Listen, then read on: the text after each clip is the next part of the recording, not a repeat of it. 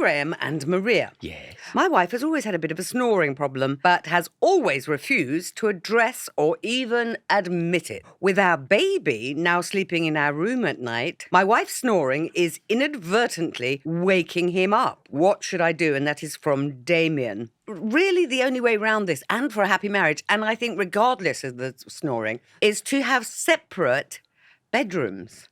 And then you get together for cheeky time whenever you need to. And then you go, that was lovely. Night-night, darling. And you go off to your own bedroom. Nom, nom, nom, nom. No snoring. What? As she expressed some milk.